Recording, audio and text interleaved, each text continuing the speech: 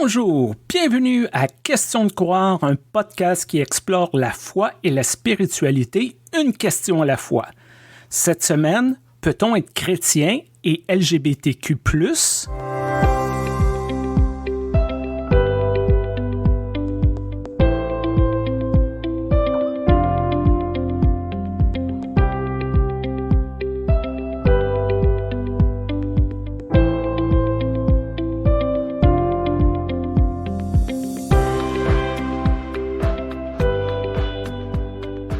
Bonjour chères auditrices et chers auditeurs, bonjour Stéphane.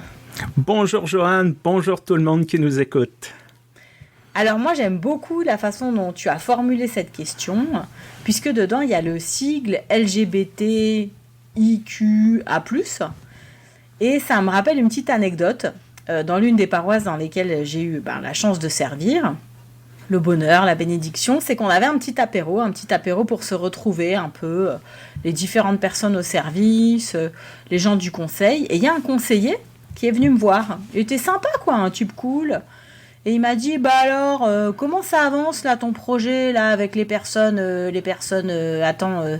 B, G, T, machin, quoi, j'ai les trucs homosexuels, quoi. Alors, je lui ai dit, les personnes LGBT, parce que je disais juste LGBT, vous voyez, il y a des gens, faut pas trop non plus se compliquer la vie. Il me dit, oh là là, LGBT, mais qu'est-ce que c'est compliqué, non mais vous avez pas trouvé plus simple? Alors je lui ai posé une petite question toute simple, moi aussi, comme il aimait la simplicité, je lui ai dit, est-ce que tu arrives à dire SNCF? Il me dit, bah ouais, tout le monde arrive à dire SNCF, donc c'est Société Nationale des Chemins de Fer, c'est les trains quoi. Je lui ai dit, mais alors, si tu arrives à dire SNCF, pourquoi est-ce que tu n'arrives pas à dire LGBT? Il était un peu épaté. Il ne savait pas trop quoi me répondre. Et je trouve que cette anecdote, elle résume bien, en fait, ce qui se passe en Église à propos des questions LGBTIQA+. C'est qu'on fait vraiment une montagne de pas grand-chose. J'aime bien ton anecdote parce qu'elle illustre très bien la différence qu'il y a entre différentes églises. L'Église unie du Canada, à laquelle j'appartiens, elle est loin d'être parfaite. Il y a des gens homophobes, il y a des gens transphobes dans nos paroisses. Cependant, cette question a été abordée il y a plusieurs années. Depuis 1988, l'orientation sexuelle n'est pas considérée comme un frein pour devenir membre de l'Église ou même pasteur. Et en 2012, il y a eu une déclaration affirmant que la décision de 1988 s'appliquait également aux personnes trans. Et présentement, nous sommes dans un processus de revision de notre Constitution et de nos documents pour éliminer les termes « homme » et « femme » pour les remplacer par « personne » afin d'inclure les gens non-binaires, afin d'être pleinement inclusifs. Moi, j'ai l'impression effectivement que c'est un petit peu un autre univers. C'est pas tout à fait l'univers dans lequel je suis, qui est un univers européen, d'Europe centrale. En plus, l'église dans laquelle j'ai grandi est une église qui est héritière de beaucoup de traditions, de beaucoup de systèmes. Pour nous, c'est très récent, en fait, d'avoir réussi à considérer les personnes LGBTQIA+, comme nos égales. Et ce n'est que depuis 2019 que dans l'Union des Églises protestantes d'Alsace et de Moselle, les bénédictions de couples de même genre sont autorisées, sont permises à deux conditions. Il faut que le pasteur soit d'accord, donc déjà qu'il reçoive la demande. S'il n'est pas d'accord, s'il n'y arrive pas pour des raisons personnelles, de lecture, certaines lectures de la Bible, il doit réorienter vers un collègue. Et puis ensuite, il faut que le conseil soit d'accord que ça ait lieu dans l'église. Et là, ça rejoint un peu notre épisode de la semaine passée, de savoir est-ce que c'est l'église qui fait le croyant, etc. Voilà, on revient un petit peu sur ce dont on a parlé. Là où je sers présentement à Zurich, c'est tout à fait différent. C'est une culture très libérale. Et donc, je suis dans une église francophone qui fait partie d'une église cantonale où ils ont déjà décidé depuis très longtemps que c'était plus un problème. Mais tu vois Stéphane, c'est pas parce que tu décides que c'est plus un problème que les gens cessent d'être LGBTI-phobes. Simplement, ils cessent d'en parler, puisqu'il n'y a plus vraiment de sujet de conversation autour de ça. Donc moi, ça m'interroge un peu, puisque je me dis que quand on arrête d'en parler, c'est pas que les discriminations s'arrêtent.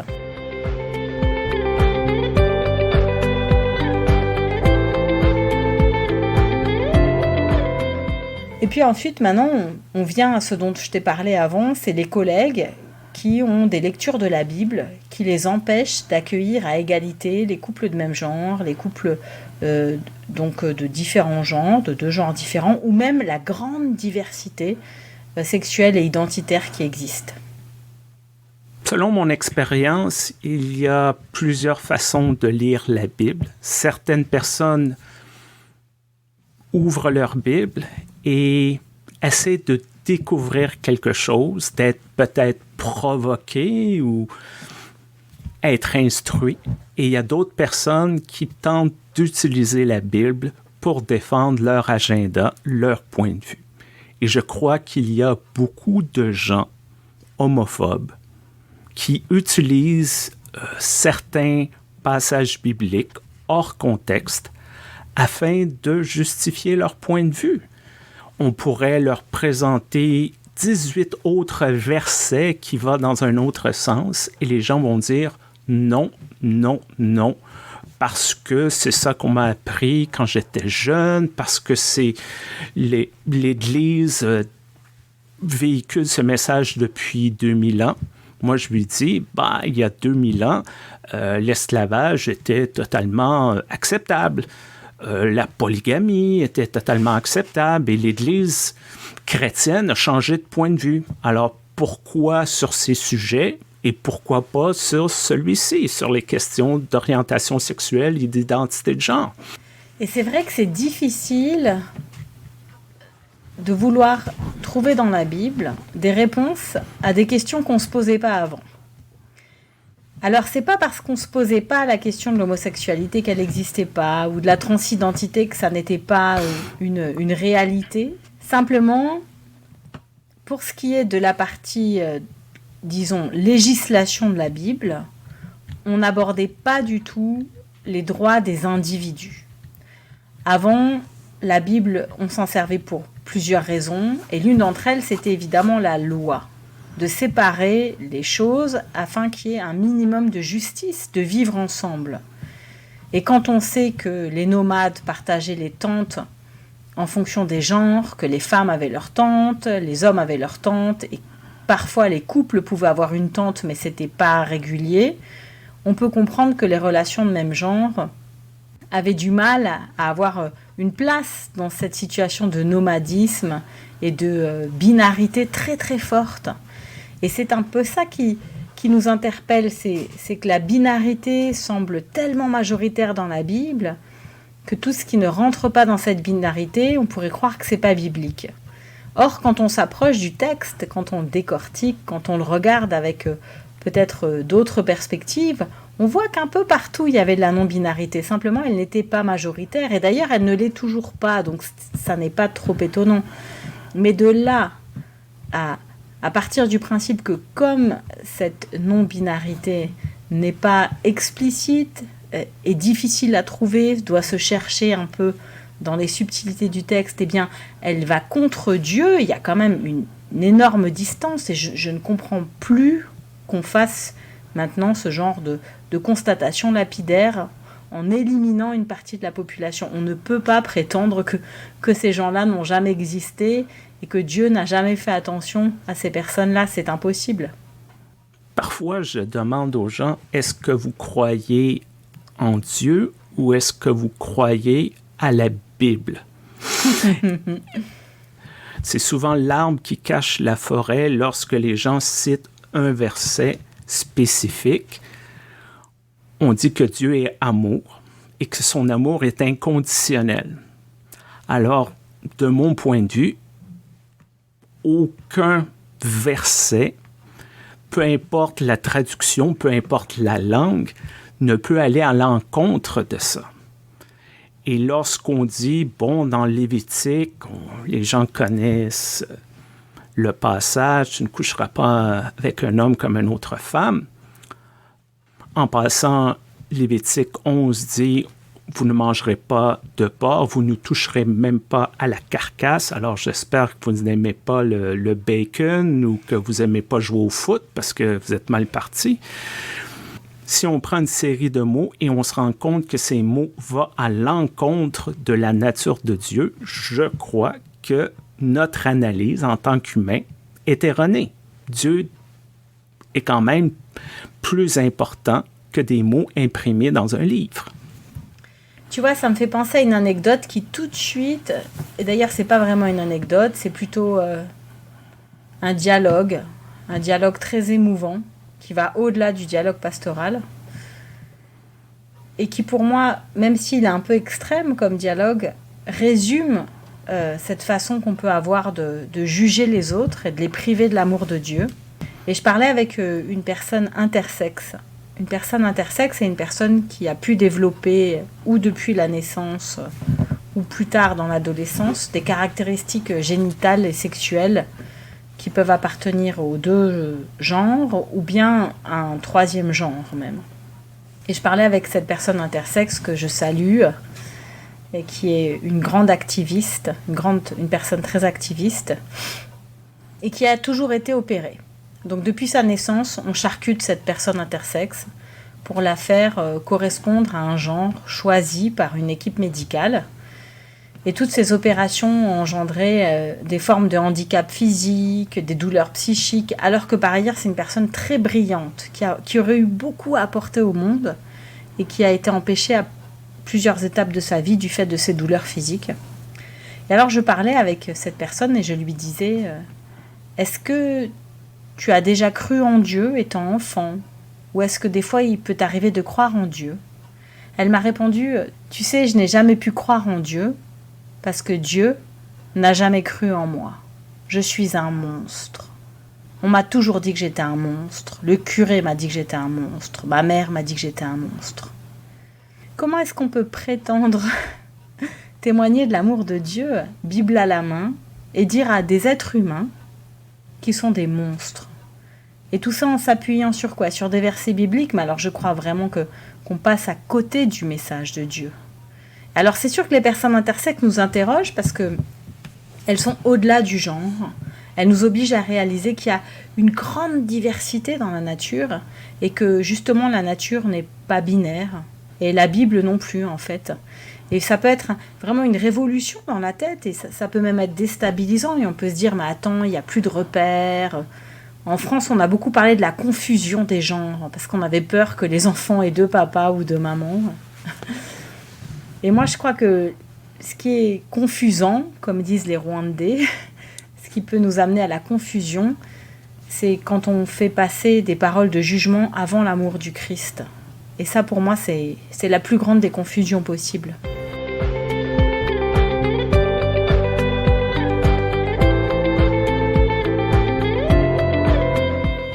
En étant en Amérique du Nord, j'ai eu le privilège de discuter avec des frères et des sœurs autochtones et de se faire expliquer le concept de two spirit, de deux esprits. Et c'est là que j'ai découvert que cette notion-là n'était pas nécessairement une question de genre et d'orientation sexuelle. C'est traditionnellement, il y avait des individus qui étaient capables de voir le monde du point de vue des hommes et du point de vue des femmes. Et ils étaient considérés comme des personnes très importantes, d'une très grande sagesse, parce que leurs esprits étaient plus grands. C'était des personnes qui pouvaient donner de grands conseils. Cette idée de binarité ne dominait pas dans le monde autochtone. Il y a même certaines nations autochtones où ce qu'on pourrait dire qu'il y avait 6 genres. Il y avait les hommes qui se comportaient comme les hommes, qui s'habillaient comme les hommes, les femmes qui se comportent comme les femmes, qui s'habillent comme les femmes.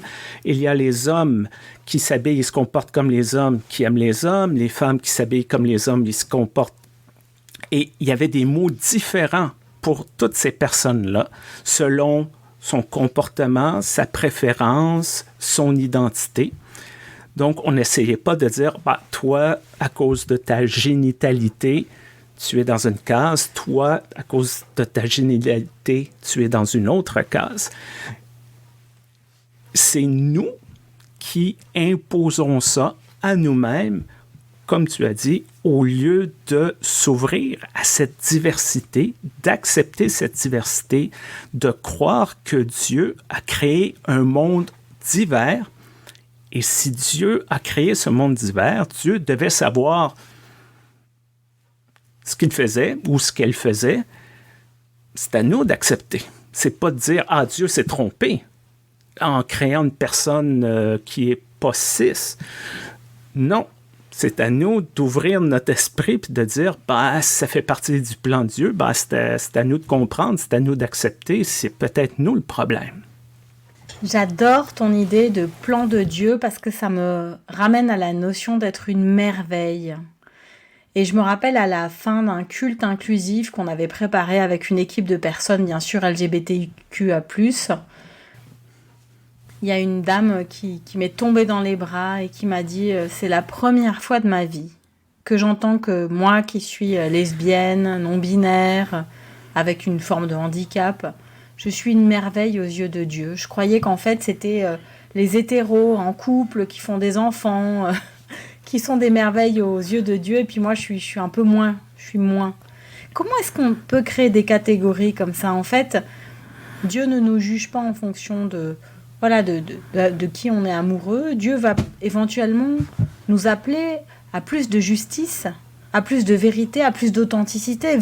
Dieu va appeler évidemment le meurtrier à la repentance et peut-être un examen qui va durer longtemps, peut-être toute sa vie. Dieu va évidemment appeler la menteuse à revoir sa façon de faire, à réfléchir à ses traumas d'enfance, à trouver d'où vient ce besoin de mentir, ou peut-être c'est une autre pathologie. Moi, je ne suis pas du tout psychiatre. Évidemment que Dieu va interpeller chacune à l'aune de ces défauts qui provoquent de la souffrance chez les autres.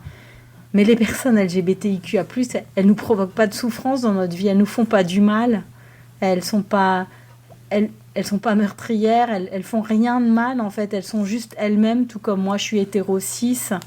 Ce sont des choses qui ne se choisissent pas, avec lesquelles on chemine. Quand on a beaucoup de privilèges, comme moi, comme je suis une femme hétéro-cis mariée, je suis blanche, je vis en Europe, j'ai une somme de privilèges immense. Donc il y a plein de choses auxquelles j'ai pas besoin de réfléchir 3 ou 4 fois. Je peux lire la Bible comme si elle m'était adressée personnellement.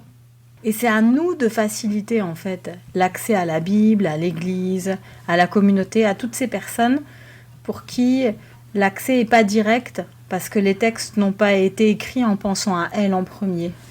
Et c'est à nous en fait de faire cet effort-là de traduction, ce pont, et encourager aussi nos communautés à être inclusives. Je crois que c'est là l'enjeu du 21e siècle, en tout cas en Europe. Visiblement, dans ton église, ça va un peu mieux et ça me fait plaisir. Mais je crois qu'il y a tellement de bonnes histoires bibliques qui peuvent résonner pour des personnes LGBTQ2+, comme on dit au Canada.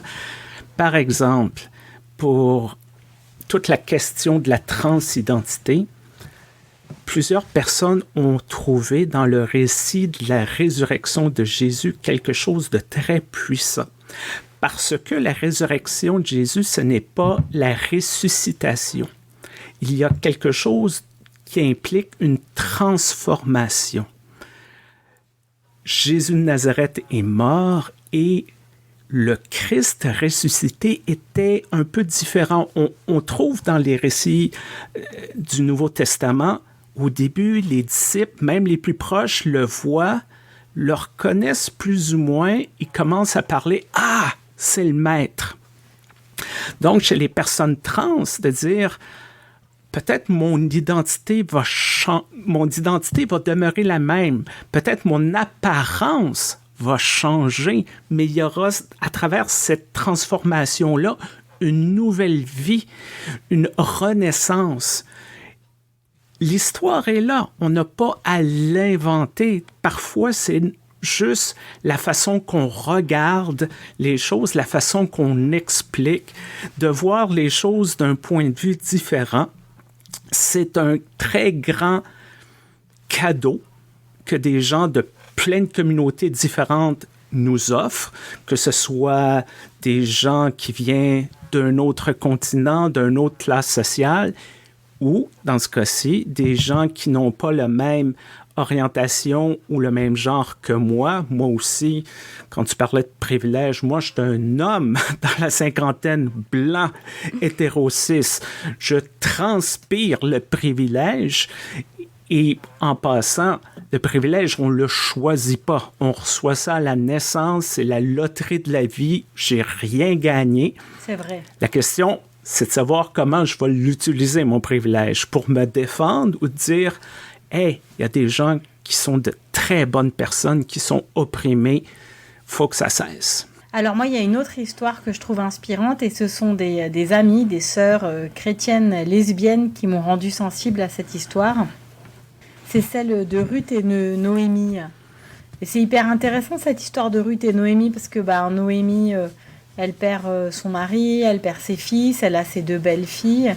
Ce sont des étrangères, ces belles-filles. Ruth dit, mais écoutez, moi je vais retourner dans mon pays, dans mon village. Finalement, elle n'a pas d'autre attache. Et puis Ruth dit, mais là où tu iras, j'irai. Et elle la suit.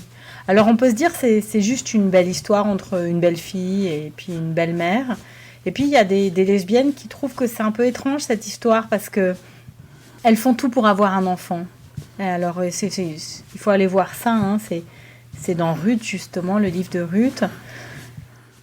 Il y a une lecture qui nous amènerait à penser qu'éventuellement, elles ont tout fait pour avoir un enfant ensemble, puisque Ruth est allée coucher avec un homme de la famille de Noémie pour être enfin intégrée dans une famille, faire partie d'un clan. Et quand elle a eu cet enfant, elle l'a mis sur les genoux de Noémie. Et c'est ensemble qu'elles ont élevé cet enfant. Alors des sœurs chrétiennes m'ont dit, tu vois, pour nous, ça c'est une histoire qui probablement va au-delà du texte, qui nous fait un clin d'yeux, voilà, un clin d'yeux au travers des générations. Et qui je serais, moi, pour leur ôter cette lecture-là. Finalement, c'en est une parmi d'autres. Elle m'inspire, elle me bouleverse, elle me dérange peut-être un peu. Et c'est certainement là que Dieu m'attend dans ces relectures, ces nouvelles approches qui changent de l'ordinaire. Je crois que pour plusieurs, le problème, de leur point de vue, c'est cette diversité, le manque d'homogénéité du message, d'uniformité.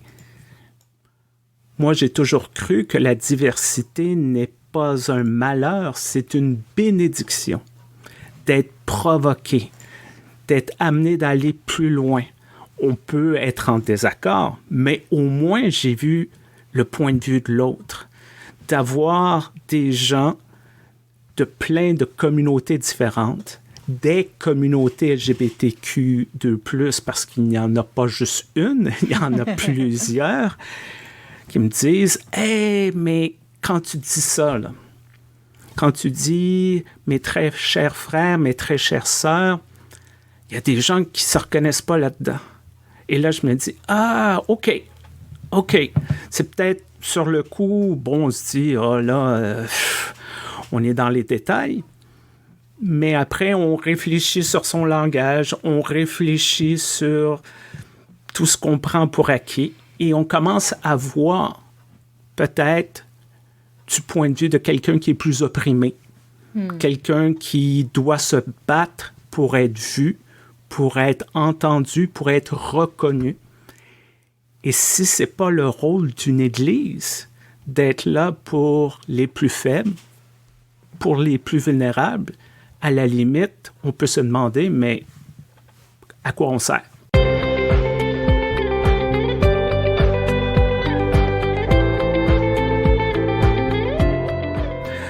Alors, j'espère que vous avez apprécié cet épisode. Aux gens qui nous écoutent, On aimerait réaffirmer qu'il y a de l'espoir, qu'il y a des gens d'Église qui sont ouverts à la diversité. Nous tenons à remercier notre commanditaire, l'Église unie du Canada. Peu importe la plateforme sur laquelle vous nous écoutez, n'oubliez pas d'aimer, de partager cet épisode avec des gens qui pourraient être touchés par nos propos. Si vous avez des questions, si vous avez des commentaires, écrivez-nous questionsdecroire@gmail.com. Merci beaucoup pour cette conversation tellement essentielle, Joanne. Merci. Merci Stéphane. À bientôt. Au revoir. À bientôt.